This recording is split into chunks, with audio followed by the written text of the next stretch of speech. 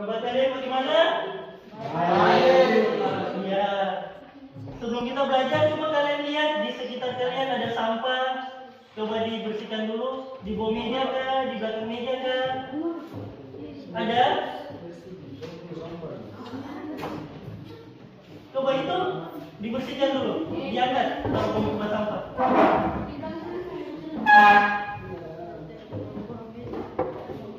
Ya, di tengah sampah.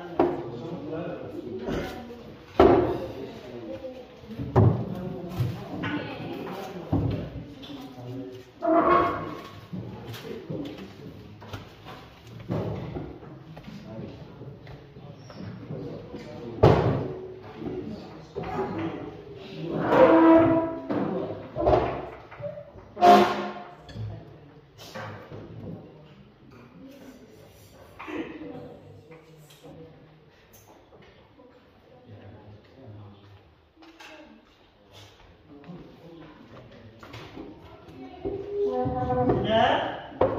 Ya. Pak Guru ini ya, Pak Guru cek kehadiran kalian.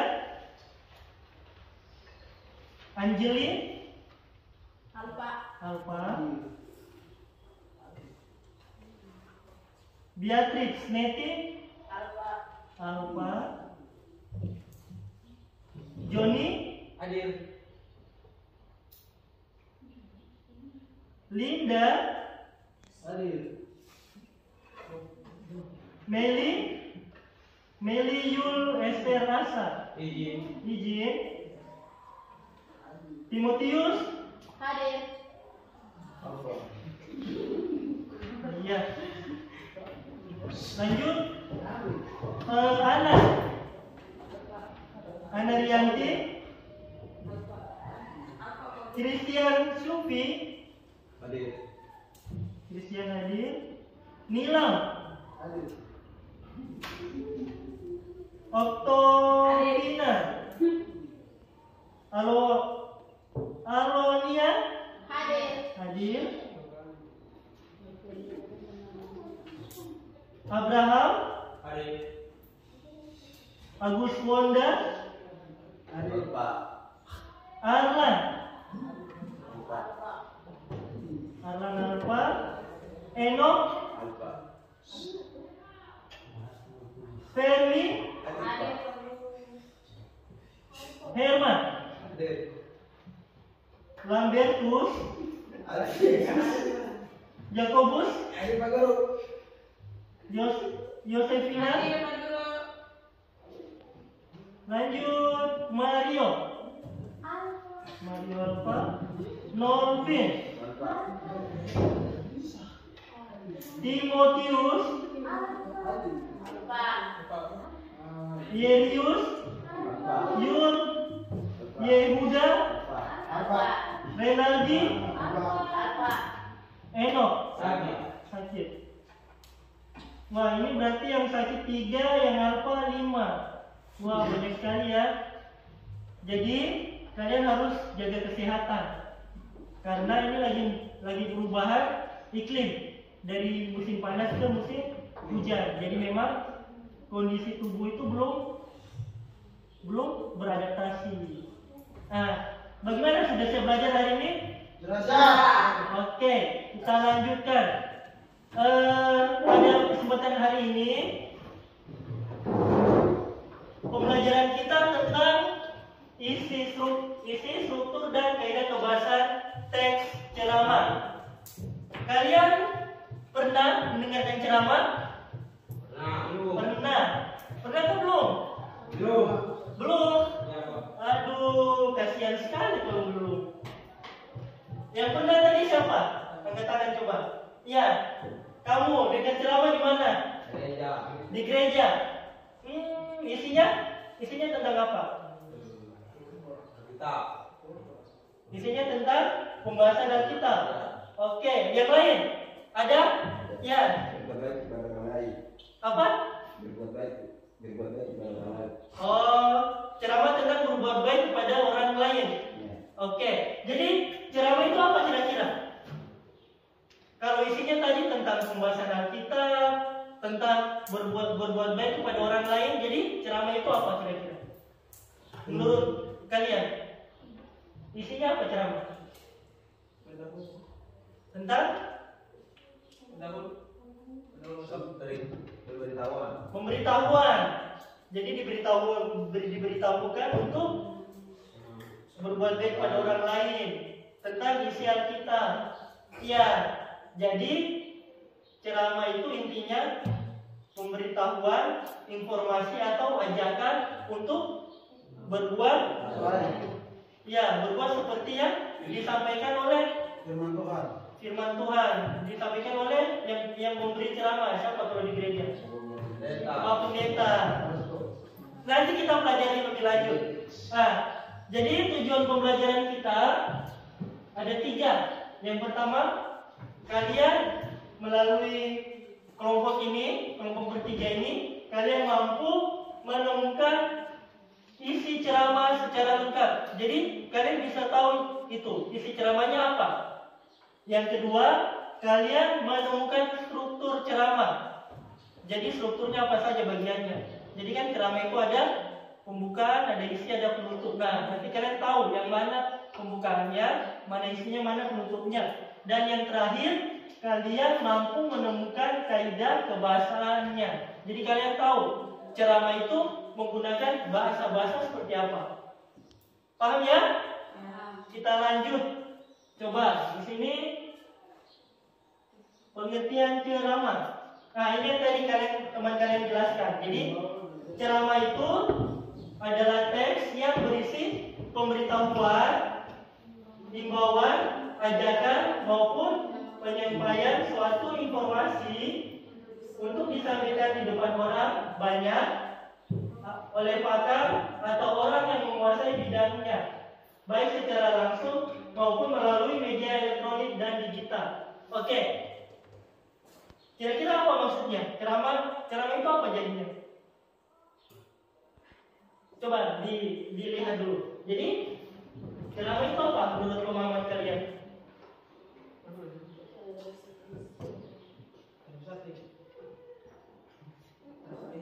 Bisa lihat gue.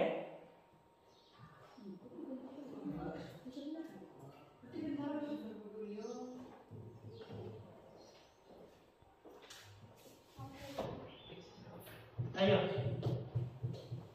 Ceramah masalah. Jadi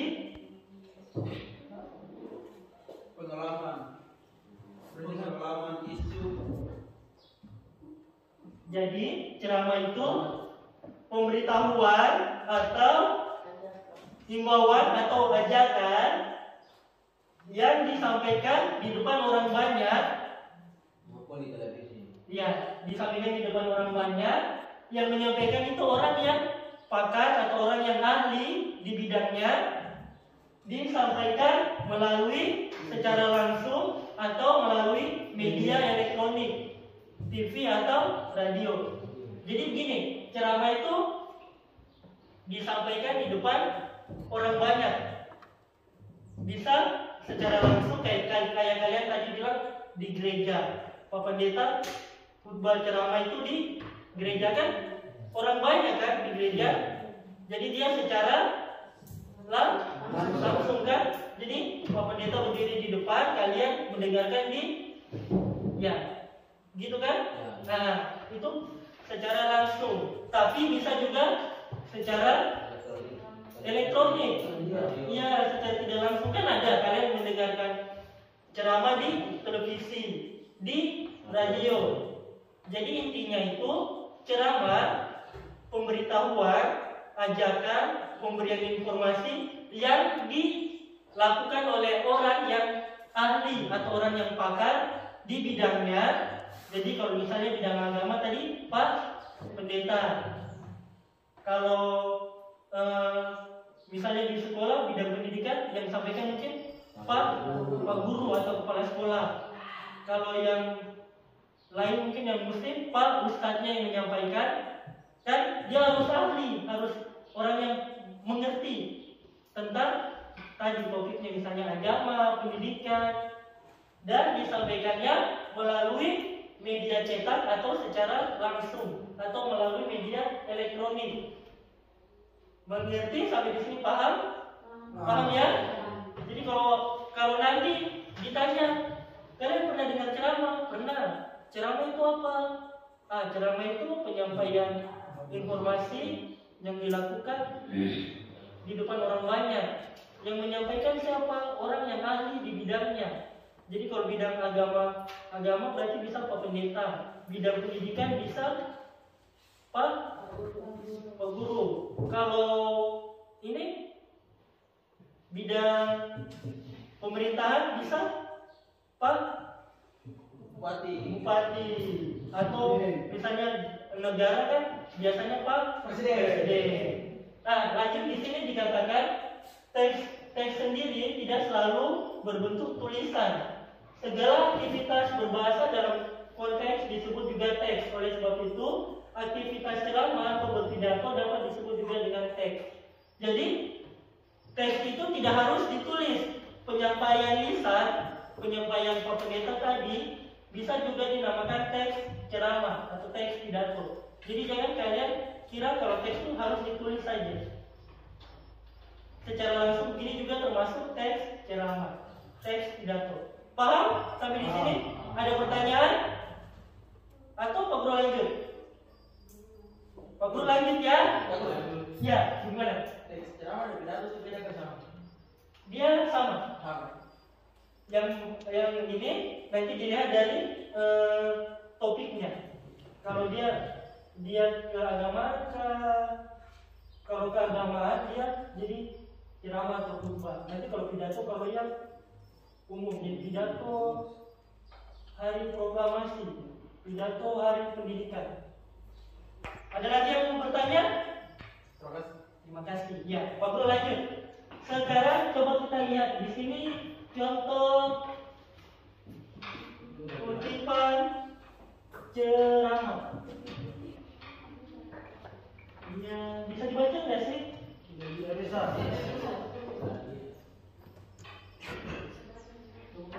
Saya.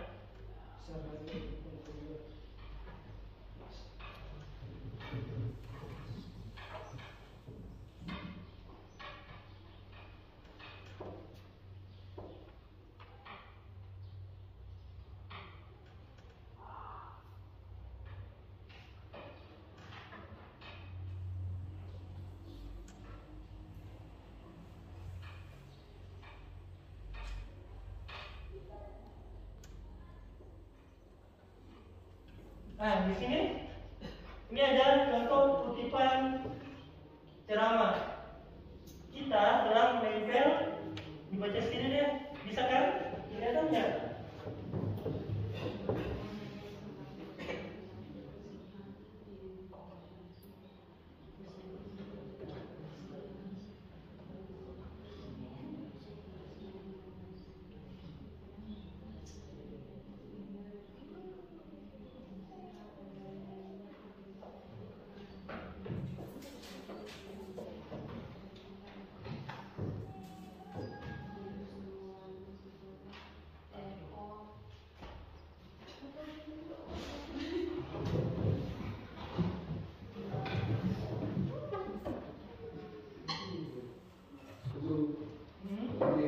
Ya.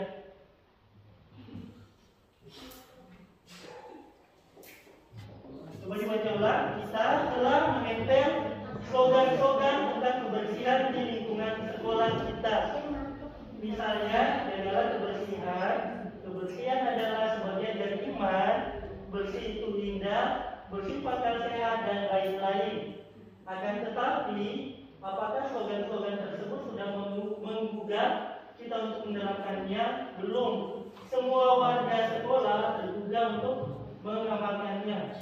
Di antara warga sekolah masih ada yang kurang peduli terhadap kebersihan lingkungan sekolah sehingga masih terlihat sampah berserakan. Isi cuplikan teks tersebut adalah tentang ditempelnya slogan kebersihan dan masih adanya warga sekolah yang kurang peduli terhadap kebersihan sekolah. Gitu ya. Jadi ini contoh teks ceramah tentang kebersihan sekolah. Jadi di sekolah itu sudah ditempel banyak slogan. Kan contohnya slogannya bersih pangkal sehat. Tapi Tapi masih banyak yang buang sampah sembarangan, masih banyak yang tidak peduli dengan kebersihan. Selanjutnya coba di sini kita lihat. Nah, ini ada struktur teks ceramah. Struktur teks ceramah di sini ada 3. Yang pertama pendahuluan, yang kedua isi, yang ketiga adalah penutup. Oke, kita lihat yang pertama. Pendahuluan berupa pengenalan isu maupun pandangan pembicara tentang topik yang akan dibahasnya. Bagian ini sama dengan isi dalam teks eksposisi. Ciri-ciri pembukaan ceramah adalah merupakan puji syukur terhadap Tuhan dan lain-lain, judul pidato atau ceramah dan lain-lain. Jadi pembukaan ceramah itu biasanya ada di depan, di paling atas. Isinya tentang puji syukur kepada Tuhan. Jadi ya, jadi bisa dimulai. Misalnya kalimatnya bagaimana? Kalau ceramah pendeta bagaimana? Halo, halo, hai, hai, halo. Lanjut. Pembukaan ceramah. Kalau misalnya kalian dengar di gereja, pembukaan ceramah Pak Pendeta bagaimana? Ya. Puji dan syukur kita panjatkan kepada Yang Maha Kuasa atas berkat dan karunia-Nya sehingga kita bisa berkumpul di. Nah, itu kuncinya itu. Jadi kalau kalian lihat sebuah ceramah, kalian lihat isinya tentang puji syukur kepada Tuhan. Isinya tentang judul. Berarti dia pembukaan atau tesisnya. Nah, yang kedua ide, B-nya isi, berupa argumen pembicara yang berkaitan dengan pendahuluan atau tesis. Bagian ini dikemukakan kelas dan juga fakta yang memperkuat argumen pembicara. Nah, nanti di bagian isinya baru dijelaskan topiknya apa. Misalnya topiknya pentingnya berbuat baik kepada sesama makhluk hidup. Jadi nanti di bagian isi dijelaskan, kita harus berbuat baik kepada sesama makhluk hidup karena ini. Karena makhluk hidup itu sama-sama ciptaan Tuhan. Karena kita diciptakan sebagai manusia memiliki akal, sedangkan hewan tidak. Jadi kita harus mengasihi sesama manusia dan makhluk hidup lainnya. Oke, yang terakhir penutup. Penutup itu berupa penegasan kembali atas pernyataan sebelumnya. Bisa berupa simpulan terhadap uraian sebelumnya, permintaan maaf apabila salah kata, dan lain-lain. Jadi setelah isinya ada penutupnya. Ciri-cirinya itu tadi. Misalnya ada kata demikian dari Bapak apabila ada kata-kata yang salah mohon dimaafkan. Ya, apabila kata-kata kurang berkesan mohon dimaafkan. Seperti itu, paham? Paham. Kita ulangi sekali lagi. Jadi struktur teks pidato ada 3. Yang pertama pendahuluan, isi dan penutup. Pendahuluan isinya tentang puji syukur. Kalau isi tentang argumen atau pembahasannya. Kalau penutupnya tentang penegasan atau permintaan maaf.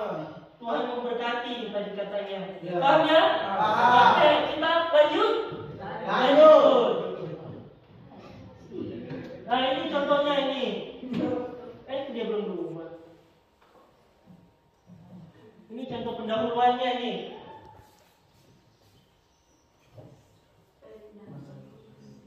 Akhir-akhir ini cenderung semakin menurunnya kesantunan dibandingkan dengan zaman dahulu.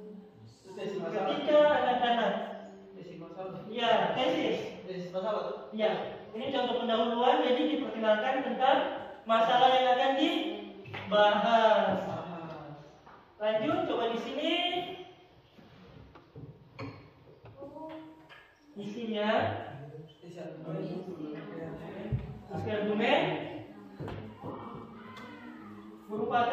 bagian argumen pembicaraan tentang menurunnya kesantunan tadi. Jadi kalau di pembukaan tadi dijelaskan tentang penurunan kesantunan, di sini dijelaskan tentang tadi penurunan kesantunan itu apa sih? Jadi ditunjukkan dengan penurunan standar moral agama, tata nilai yang berlaku di masyarakat. Ketidaksantunan berkaitan pula dengan ada pergaulan yang berlaku di dalam masyarakat itu. Lanjut, kita lihat penutupnya. Penutupnya di sini dijelaskan berbahasa, ditegaskan ulang, berbahasa santun seharusnya sedang menjadi suatu tradisi yang dimiliki oleh setiap orang sejak kecil. Anak perlu dibina dan dididik berbahasa santun agar di kemudian hari anak tidak menjadi arogan, kasar dan kering dari nilai-nilai etika dan agama. Tentu saja kondisi itu tidak diharapkan oleh orang tua dan masyarakat manapun. Jadi begitu, sama kan dengan realitas sekarang. Anak-anak sekarang itu kalau bicara sama orang tua, bicara sama teman, bicara sama adiknya tidak ada bedanya. Iya kan? Ya. Harusnya kalau bicara sama orang tua kan, permisi bapak, permisi mama. Atau kalau ditanya misalnya, Timo, kamu mau kemana? Saya mau ke kios. Harusnya kan tidak jawabnya begitu, lebih sopan. Timo mau kemana? Mama, saya mau pergi ke kios beli rokok. Mama, saya mau ke kios beli supermie. Mama mau titip kak. Harusnya begitu. Tapi kan anak-anak sekarang kalau ditanya bagaimana? Timo mau kemana? Mau tahu tanya-tanya. Tidak boleh begitu ya. Ya. Kalau bicara dengan adik juga kasar. Adik, ambil kakak minum dulu. Jadi adik itu pergi ambilkan minum bukan karena mau, tapi karena takut. Jadi harusnya yang santun. Ya, bagaimana kalau yang santun suruh adik bagaimana? Misalnya kalian mau minta tolong ke adiknya ambil air minum, bilangnya bagaimana? Ya, dokter untuk datang. Benar harus, adik. Kakak haus nih. Kakak ini apa? Ada kerja ini. Tolong ambil air minum kak. Hei, adik, kau ambil minum dulu. Jangan begitu. Kalau adik pulang pergi ambil sendiri. Salah. Ya. Lanjut. Sekarang kita lihat kebahasaannya. Nah, di sini teks ceramah memiliki kaidah kebahasaan atau aturan bahasa yang digunakan. Di sini kita lihat yang pertama menggunakan kata ganti orang pertama tunggal dan kata ganti orang kedua jamak sebagai sapaan. Kata ganti orang pertama yaitu saya, aku, dan mungkin juga kami. Apabila penceramah mengatasnamakan kelompok, teks ceramah sering menggunakan kata sapaan yang ditujukan kepada orang banyak seperti hadirin, bapak-bapak, dan saudara-saudara atau ibu-ibu. Contohnya di sini hadirin yang berbahagia, kalangan pelajar dengan julukan hebatnya sebagai tulang punggung negara, harapan masa depan bangsa seharusnya. Jadi teks ceramah itu kaidah yang pertama menggunakan bahasa yang menggunakan kata ganti orang pertama tunggal atau jamak. Biasanya digunakan kata hadirin, bapak-bapak, ibu-ibu, saudara-saudara,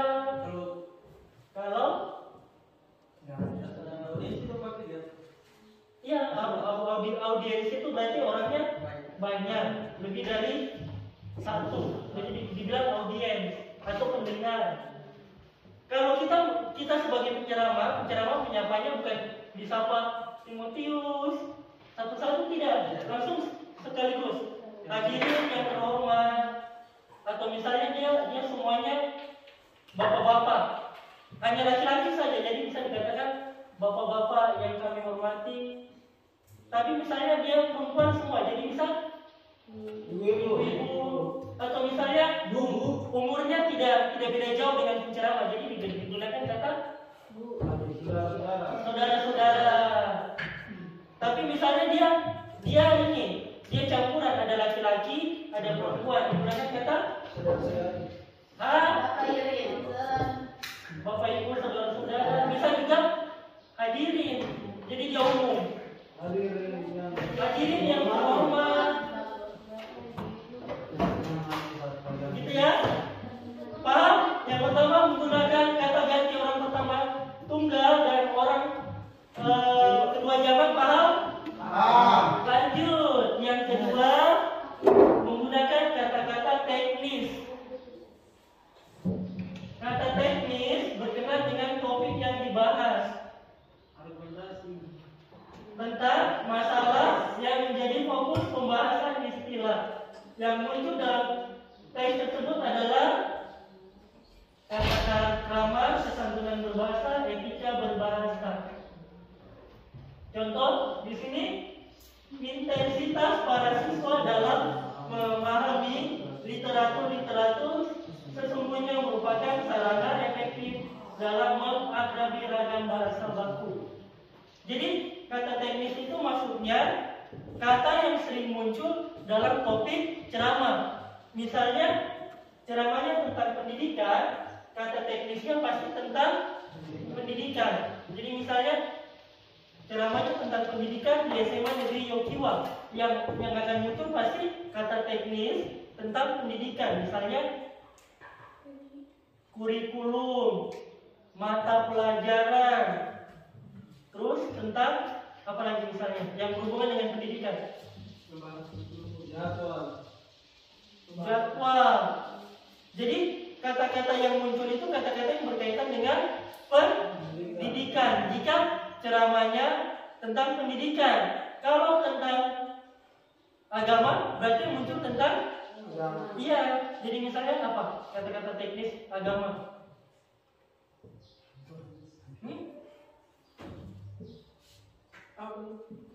Kata-kata teknis kalau dia membahas tentang agama, jadi kata teknisnya tentang pembahasan agama juga. Alkitab misalnya, apalagi ibadah, gitu kan? Nah, jadi kata teknis yang muncul dalam ceramah itu dia berkaitan dengan topik ceramahnya, tentang pembahasan ceramahnya juga. Paham ya? Tentang kata teknis. Selanjutnya, menggunakan kata-kata yang menunjukkan hubungan sebab akibat. Dia menggunakan kata jika, kata maka, kata sebab, kata demikian, dan kata akibatnya, oleh karena itu, dan lain-lain. Contohnya di sini, ya, saya melihat ketidakberesan mereka berbahasa, antara lain disebabkan oleh kekurang wibawaan bahasa Indonesia itu sendiri di mata mereka. Jadi di sini menggunakan kata hubungan argumentasi sebab akibat. Kata yang muncul disebabkan. Oke, selanjutnya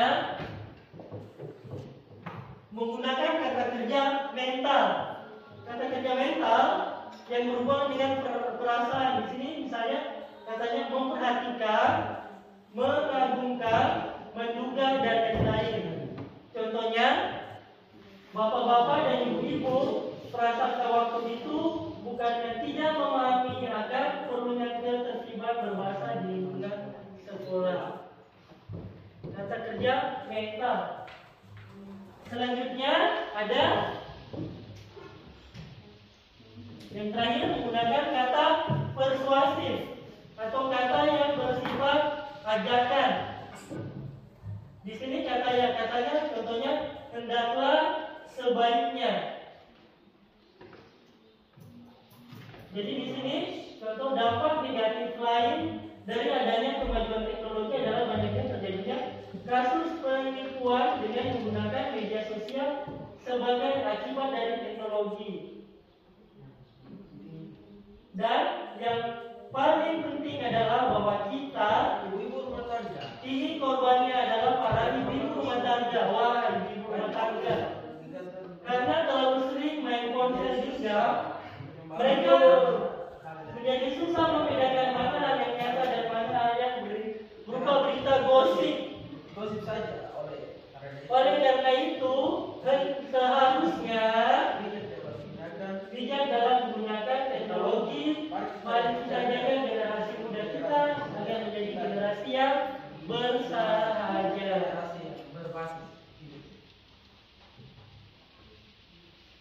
Paham sampai di sini? Paham ya? Ya, benar nih paham. Oke, kalau gitu sekarang berdiri dulu, berdiri semuanya berdiri. Kita kembalikan fokusnya. Ayo berdiri.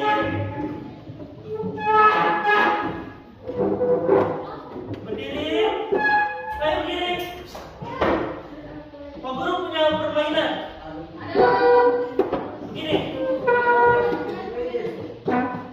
Lihat Pak Guru, perhatikan Pak Guru. Kalau Pak Guru katakan 1 berarti di kepala, 2 di telinga, 3 di hidung, 4 di udah. 1, 2, 3, 4. Oke, bisa? 1, 3.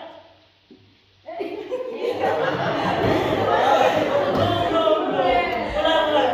1, 2, 3, 4. Ulang ya. 1, 2, 2 telinga, 3, 4. Oke, coba 1, 2, 3, 4. Waktu mulai angkat. 4, 2, 2. Sini dong. 1, 3, 4. 1, 4, 3, 2, 1. Tepuk tangan. Boleh kembali? Jadi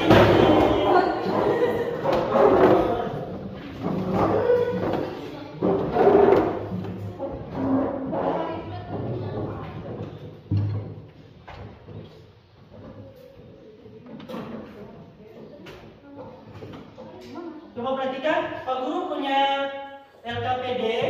Di sini tugasnya kelompok bertiga.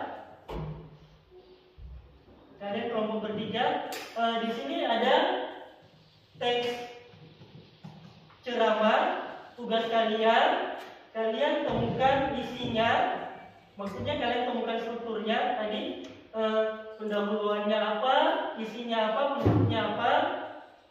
Kemudian di lembar yang kedua di sini kalian cari kaidah kebahasaannya. Jadi misalnya teks ini dia kata kerja mental.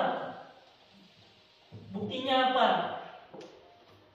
Terus kalian tulis di kolomnya. Nah, kalian cukup tulis saja misalnya di sini pendahuluan ada di paragraf yang mana? Paragraf 1K, 2K, 3K.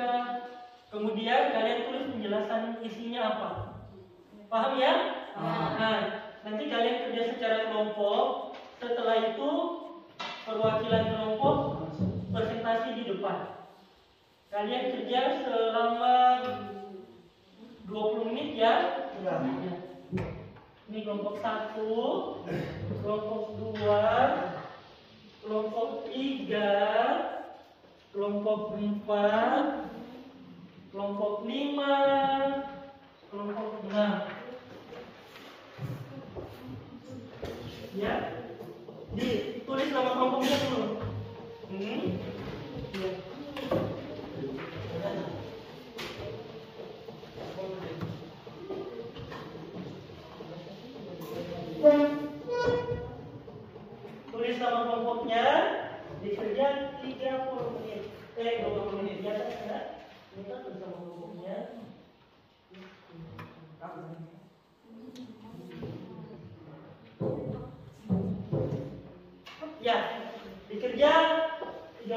20 menit.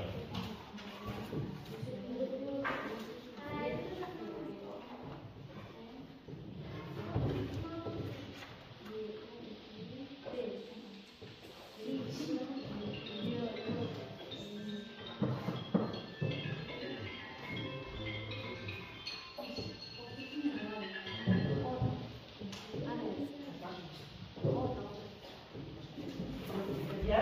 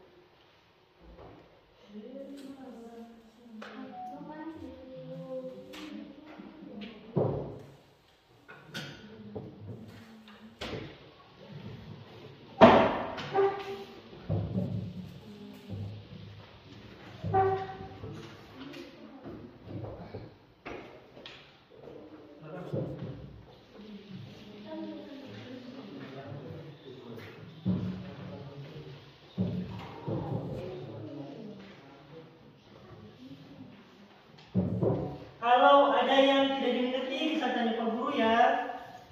Ya, Pak Guru. Oke deh. Pak Guru sambil ingatkan lagi kalian yang masih bermasalah dengan data Dapodik yang selalu Pak Susanto kirim di grup itu segera dilengkapi. Jadi kalau belum kumpul ijazah kah atau nama siswa belum ditarik kah,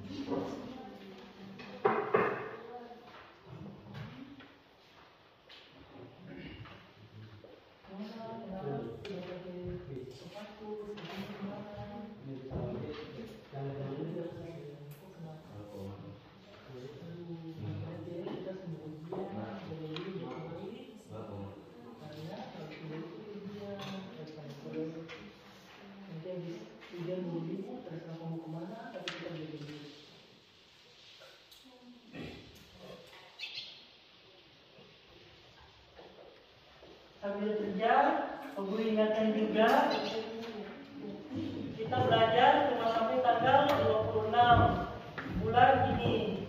Ini sudah tanggal 3. Jadi kalau ada tugas-tugas yang belum dikerjakan, segera dikerjakan. Kemarin nilai mid semester ada yang kurang, hubungi gurunya minta tugas. Kan biar kalian punya nilai rapor baik semua.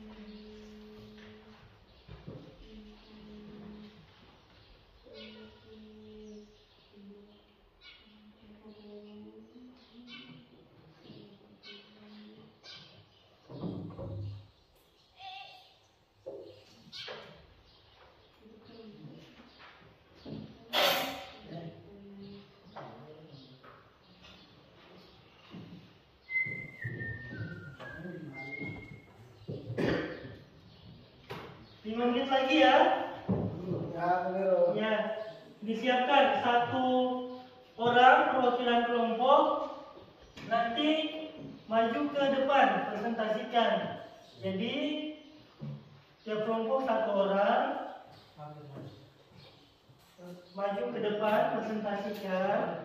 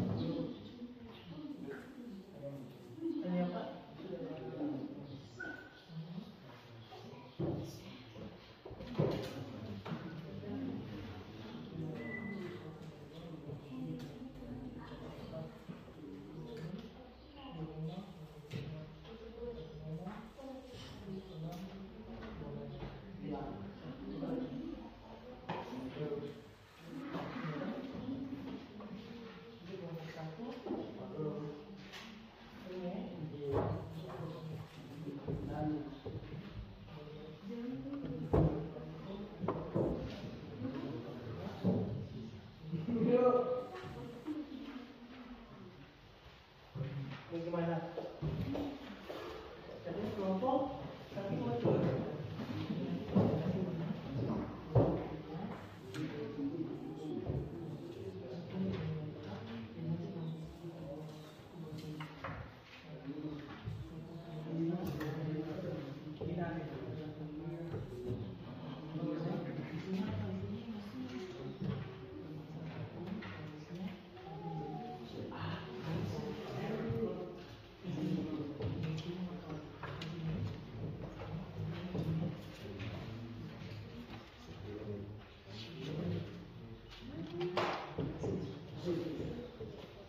Mana kerjanya?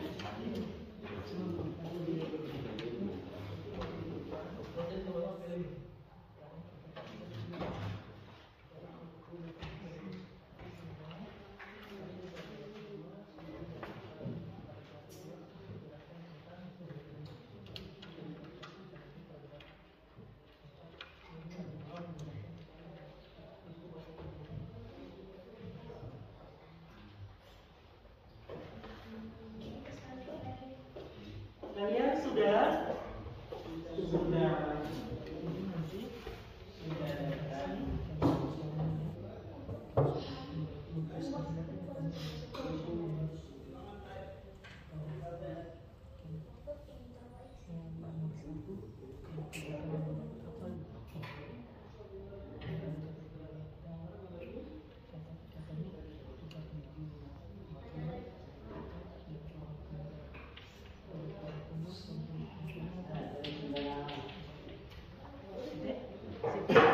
Sudah?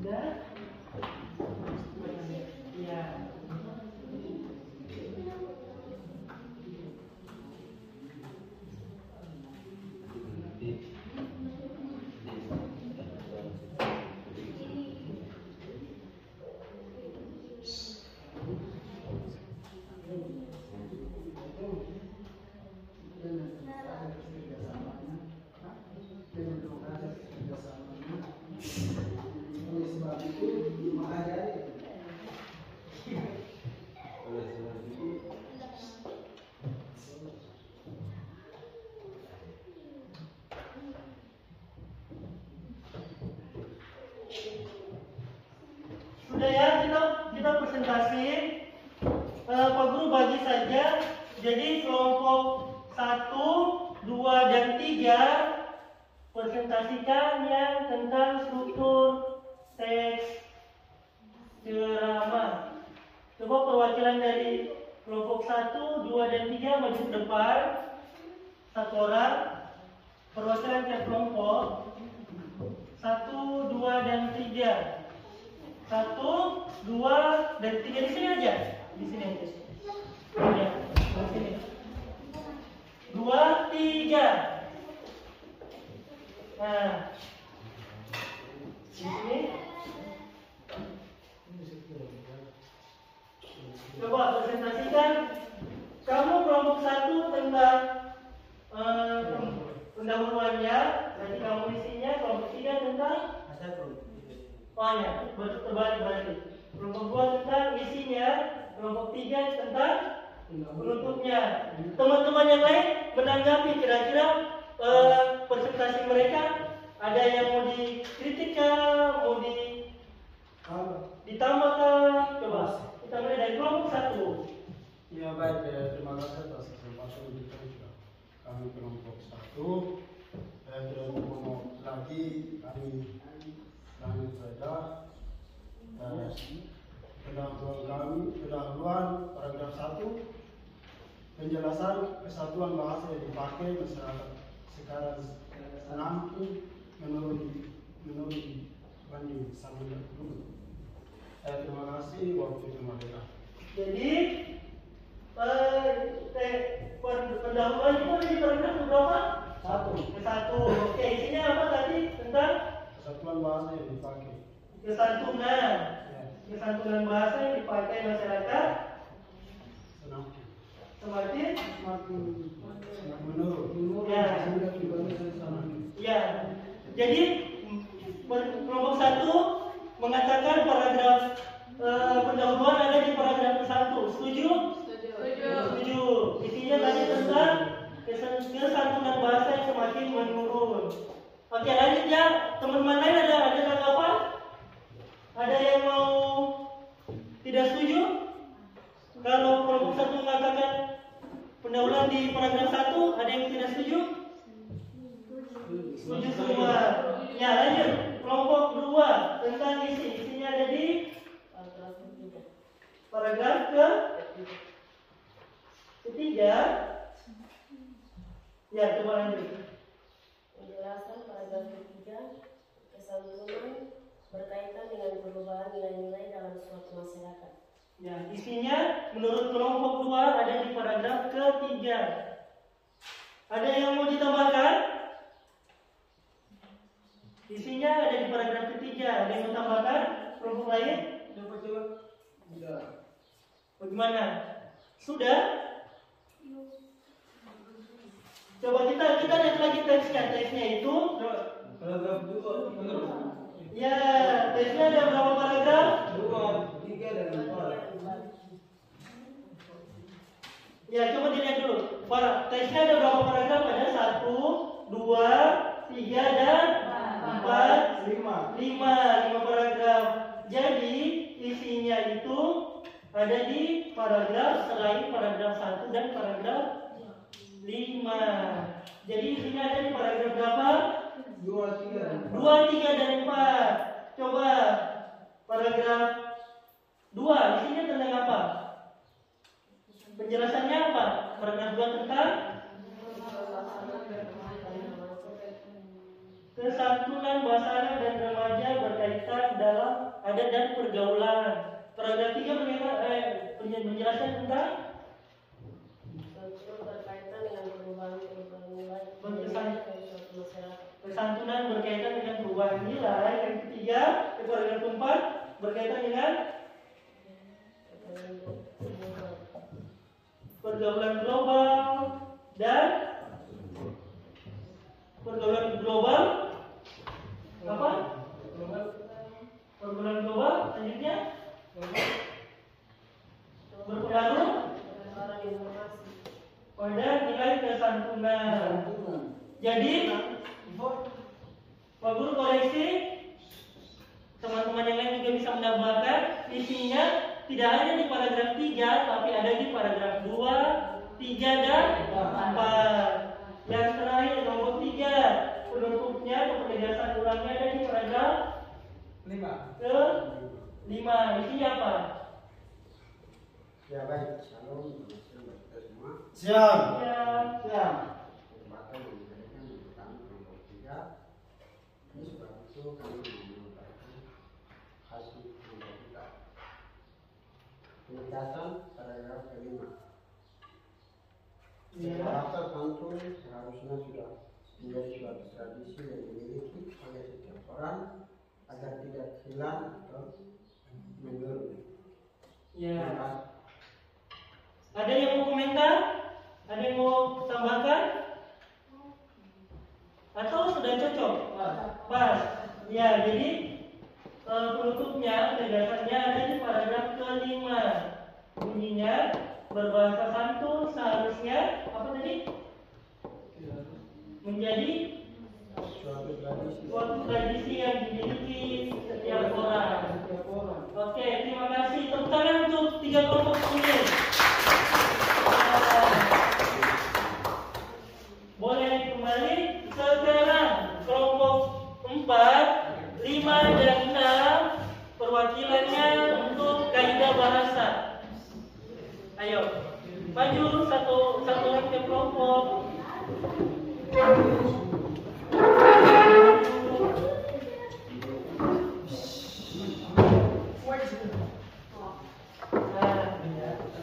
Ini kelompok berapa? Kelompok 4. Coba di teks 1 dan 2. Ini kelompok 5. Jadi kamu di teks 4 dan 5, kamu di teks 3. Ya, coba diperhatikan di bagian kaidah kebahasaannya. Teks 1. Jika diajarkan sejak dini, coba dibaca apa kaidahnya? Kata fundamental. Kata fundamental. Ya. Ya, coba dibaca dulu kalimatnya. Jika sejak ini diajarkan sikap jujur dalam bertindakan dan berperilaku, diharapkan anak-anak kelak tidak akan mempunyai jiwa korupsi. Ya, terus kaidah kebahasaannya apa? Kata kerja mental, kata sikap jujur. Ada yang lain? Atau semua sama? Sama? Ya, cocok ya. Jadi kata kerja mental, contohnya kita sikap jujur. Oke, teks kedua. Selamat pagi anak-anak. Baca dulu ini tadi.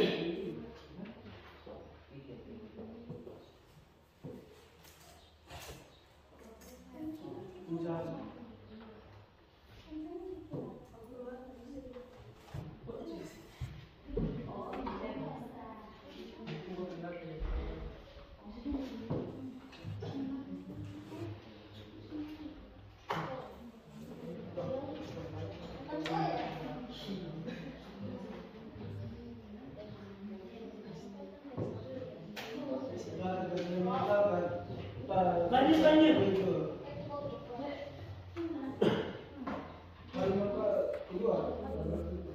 Tunggu ya.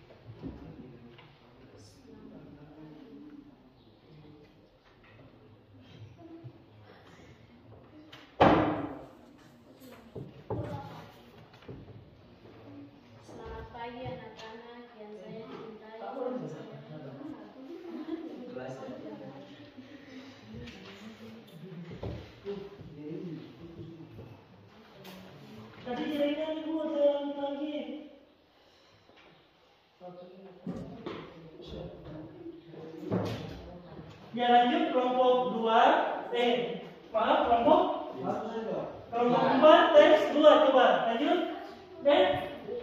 Sudah. Itu yang teks 1. Ya, tes 1 sekarang, tes 2 coba. Selamat pagi anak-anak yang saya cintai dan sayangi. Pertama-tama marilah kita menyatakan puji syukur terhadap Tuhan yang Maha Esa. Kata ganti orang tua, kata selamat pagi anak-anak. Jadi di tes 2 kata ganti yang ditemukan, kata bahasa yang ditemukan apa? Kata ganti orang tunggal. Kata ganti orang tunggal. Kata selamat pagi anak-anak. Selamat pagi anak-anak. Kata anak-anak, orang jamak ya, bukan orang tunggal ya. Anak-anak berarti jamak. Ada yang mau menambahkan? Kelompok lain? Pas? Ya, kalau itu lanjut ke Nona. Ini dulu. Kamu dulu. Nomor 3 dong, tes 3. Ya. Coba. Baca. Tidak. Hah? Tidak. Baca. Di tes 3 apa? Iya, baca di situ.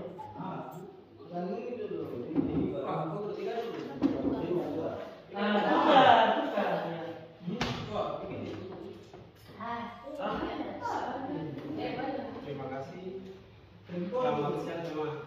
Terima kasih atas kebenarannya pada kami dari kelompok 6. Ya. Di tes 3 coba dibaca. Di sini kan baca dari nomor 3.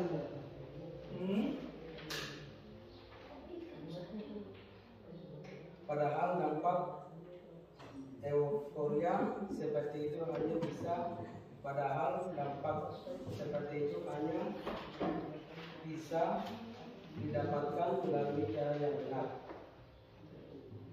Contoh efek euforia yang didapatkan oleh seorang pelari maraton ketika mencapai batas tenaganya. Opsi lain yang lebih sederhana dan praktis adalah dengan mendapatkan ukuran baik itu kaca, film musik hingga video game. Ya, terus kaidah bahasa yang didapat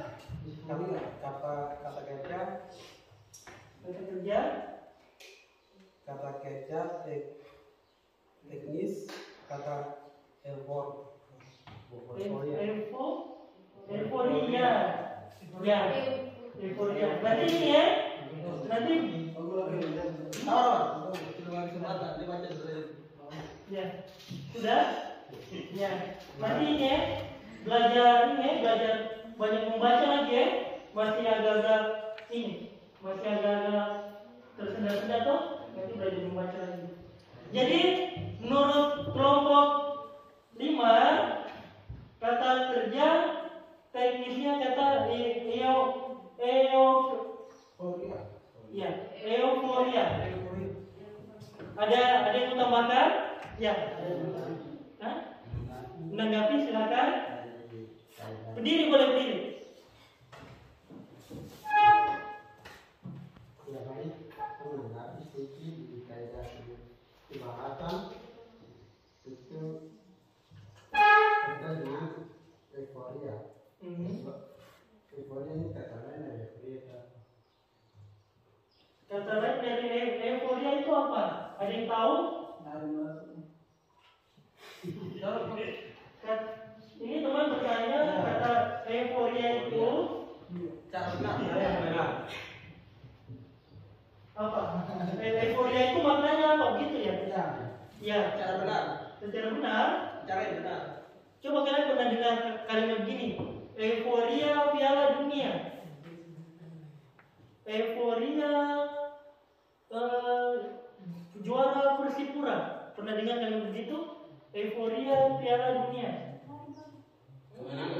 Kemenangan? Euforia itu dia seperti kegembiraan. Jadi kayak dirayakan gitu, merayakan. Jadi merayakan atau merasa gembira pada suatu hal. Jadi misalnya euforia menyambut yang sekarang ini kan mau Piala Dunia. Jadi Euro. Jadi kita ikut senang gitu. Jadi di sini dikatakan padahal dapat euforia seperti itu hanya bisa didapatkan melalui cara yang benar. Jadi kalau kalian mau merayakan, merayakan atau mengikuti Piala Dunia, euforianya yang benar. Jadi maksudnya nonton bareng boleh, nonton di rumah dengan keluarga boleh, tapi tidak dengan pawai, naik motor, bawa bendera keliling-keliling, angkat-angkat ban di jalan, tidak begitu. Jadi euforia yang benar, contohnya di rumah nonton sama keluarga, dukung tim mana gitu. Atau contoh yang lain kayak euforia juara Persipura. Caranya bagaimana? Kalian ikut doa bersama, jangan ikut pawainya, trek-trekan, angkat-angkat ban, pakai knalpot racing, bikin asap, bikin ribut. Ya, gitu ya. Euforia berarti merayakan. Ada yang mau tanya lagi? Sudah, lanjut. Kelompok terakhir. Di tes 4 dan 5. Apakah itu? Coba dibaca.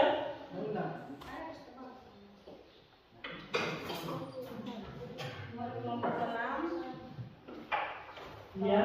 Keempat, jika masuknya budaya asing yang seimbang dengan mencintai budaya sendiri, maka budaya Indonesia akan tergerus dan terkikis dan meninggalkan jejak. Oleh karena itu, pentingnya kesadaran akan budaya lokal untuk mengembangkan ketahanan budaya sendiri. Hubungan argumentatif sebab akibat kata oleh karena itu.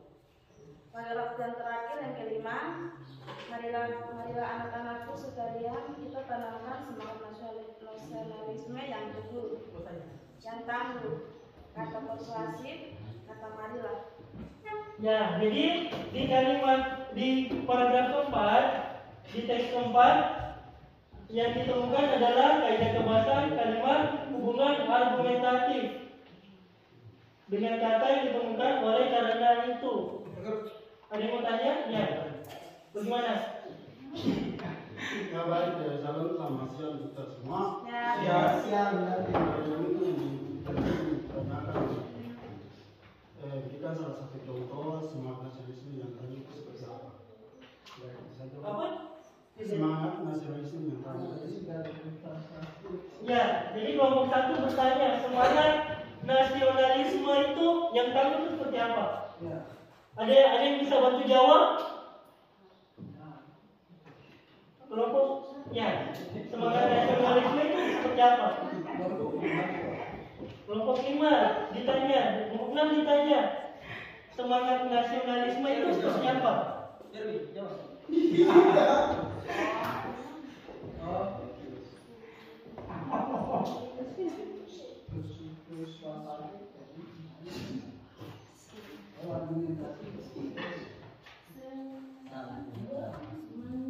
Semangat nasionalisme adalah apa? Kelompok 5?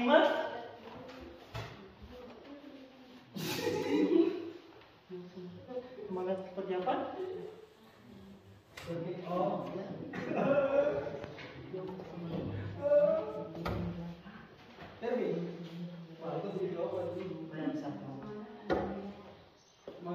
Apa? Coba titiknya mana? Kelompok 5 angkat tangan. Kelompok 6 angkat tangan. Ya. Tadi ditanya oleh temannya contoh semangat nasionalisme itu seperti apa?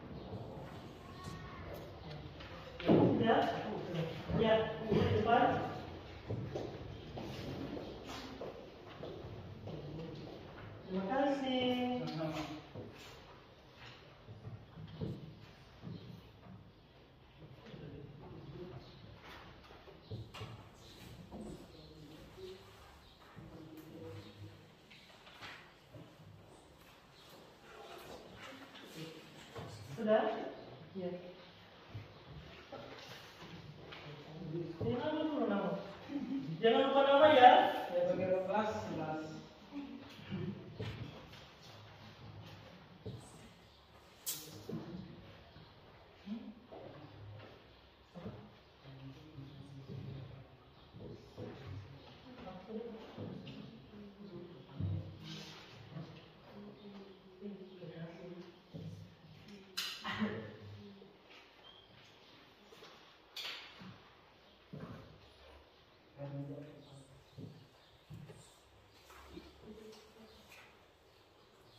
Ayo yang lain.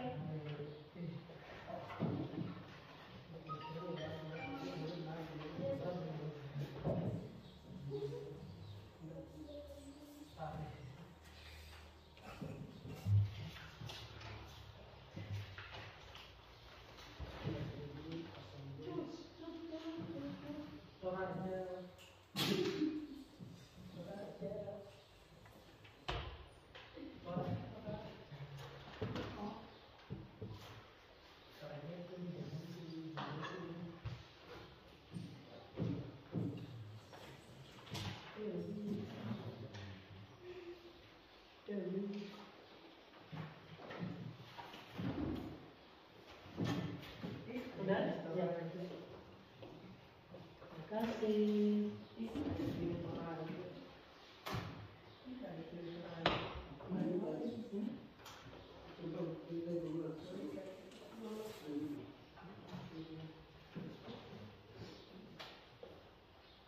Gampang tuh soalnya, jawabannya susah.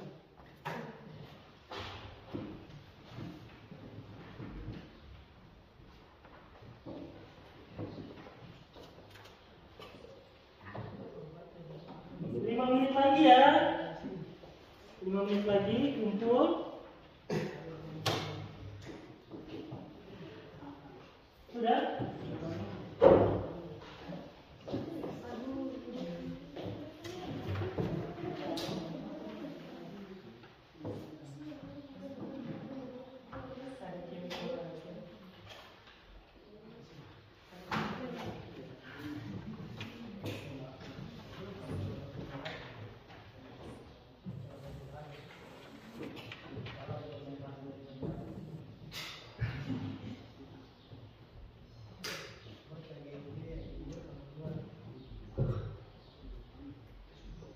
Ayo, 5 menit lagi kita kumpul, habis itu kita simpulkan pembelajaran. Sudah?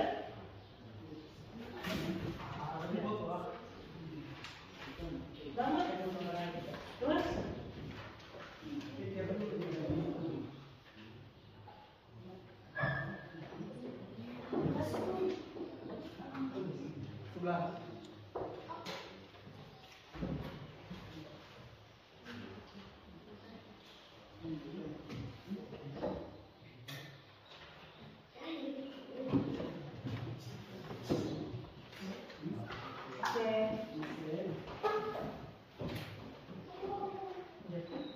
Yang lain?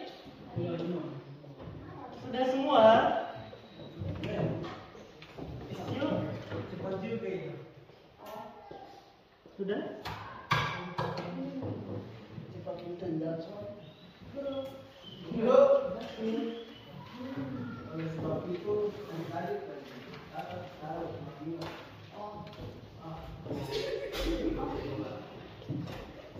Sudah? Ya.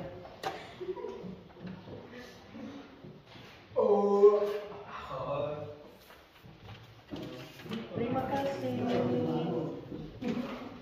Sudah semua ya? ya, benar-benar. Ya. Kita simpulkan pembelajaran hari ini. Kita belajar tentang apa hari ini? Teks Teks ceramah. Apa itu teks ceramah? Punya informasi ya? Ya. Penyampaian informasi yang dilakukan oleh siapa? Ahli. Ahli di media sosial, di tempat di terhadap ahli pendidikan agama, Gereja. gereja terus Gereja. terhadap Semua orang. Orang banyak. banyak. Orang kursi. Jadi diulang dulu. Pemberitahuan atau informasi yang disampaikan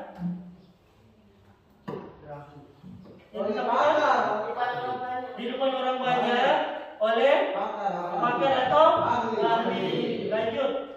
Struktur teks ceramah ada apa saja? Pendahuluan, isi, Dan penutup. ada pendahuluan, strukturnya ada pendahuluan, isi dan penutup. Terus lanjut. Kaidahnya ada apa saja? Kata ganti orang pertama dan kedua. Selanjutnya ada kata ganti sudah. Yang kedua ada kata teknis. Selanjutnya ada kata yang menunjukkan argumentasi, sebab akibat. Selanjutnya ada menggunakan kata kerja. Dan terakhir menggunakan kata kerja persuasif. Oke, jadi kita sudah sama-sama simpulkan tadi tentang struktur dan teks dan kaidah kebahasan teks ceramah. Jadi harapan Pak Guru, kalian sampai di rumah bisa menyusun itu teks ceramah. Jadi kalau kalian disuruh ceramah kan, disuruh berbicara di depan umum, sudah tahu caranya. Gitu ya? Ya. Bagaimana pembelajaran hari ini, menyenangkan? Sangat menyenangkan. Kenapa? Kenapa sangat menyenangkan? Gak asik. Kenapa asik? Gembira. Ya. Pak Guru juga senang. Ya. Kalau menurut Pak Guru senang kalian aktif, kalian mengerjakan dengan serius. Tapi Pak Guru perhatikan ada 2 teman kalian yang izin tidak kembali. Jadi Pak Guru harap itu contoh yang tidak baik. Jangan ditiru ya. Jangan ditiru. Beneran? Suami sampai sini. Nanti kita ketemu hari Senin dan hari Kamis lagi. Ya, dengan tempat yang sama di sini. Sekarang kalian boleh istirahat 10 menit. Selanjutnya mata pelajaran berikutnya ada Bung Marni kalau tidak salah biologi ya. Ya. Terima kasih.